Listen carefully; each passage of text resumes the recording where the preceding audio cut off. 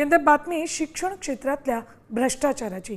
RT अंतर्गत दिल्या जाणाऱ्या मोफत प्रवेशात भ्रष्टाचाराचं मोठं रॅकेट कार्यरत असल्याचा गंभीर आरोप पुणे जिल्हा परिषद सदस्यांनी केला।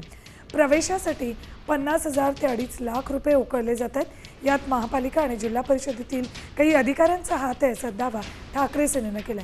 तांत्रिक त्रुटी काढून पात्र विद्यार्थ्यांना नाकारलं जातं आणि आर्थिक तडजोड करून अपात्र विद्यार्थ्यांना प्रवेश दिला जातो असा दावा विजयसिंह शिंदेंनी केला।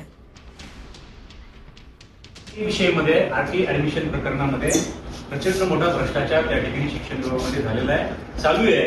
तो कसा झालाय की जर एखाद्या पालकाला आरटीआय मध्ये ऍडमिशन पाहिजे असेल तर त्या ऍडमिशन प्रक्रियेमध्ये सुरुवातीला त्याला सांगितलं होतं की बाबा तुझा नंबर नाही लागला, त्याच्यामध्ये अडचण आहे। अतिशय गंभीर प्रकार हा शिक्षण विभागामध्ये चालू आहे। आम्हाला हा प्रश्न सभागृहाच्या समोर मांडायचा होता, पण ऐनवेळी तर मांडता आला नाही। परंतु आता देखील आम्ही अध्यक्ष सेवा असतील, उपाध्यक्ष असतील, शिक्षण विभाग असेल, आमची भूमिका ही मागणी आहे। याच्यावरती सखोल चौकशी झाली पाहिजे, चौकशी समिती झाली पाहिजे।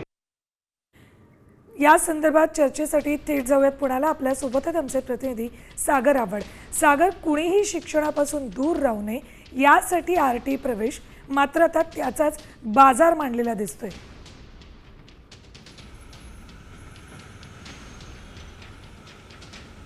नक्कीच स्वर्ण, आपण जर पाहिलं तर मोठा बाजार जो आहे तो RTA ॲडमिशनच्या वेळेस होताना पाहायला मिळतो।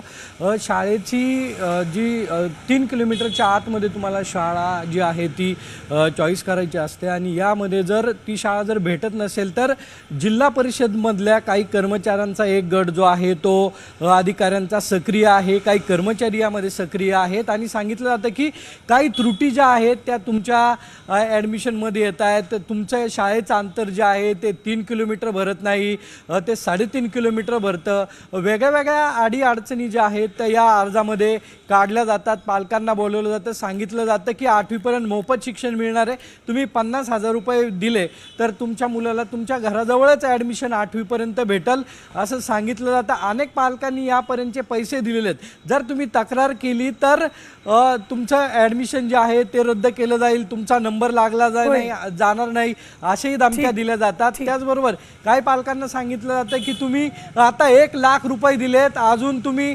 50,000 रुपये द्या। अशा पद्धतीने एक मोठी भ्रष्टाचाराची यंत्रणा जी आहे या कर्मचाऱ्यांची यामध्ये राबत असते आणि पालकांना लुटत असते। या संदर्भातला आवाज जो आहे तो ठाकरे सेनेने जिल्हा परिषदमध्ये उठवलेला आहे। आतापर्यंत किती एकंदरीत आता सागर, या सगळ्यात कोण कोण मासे अडकलेत ते सगळे समोर येणं आवश्यक आहे।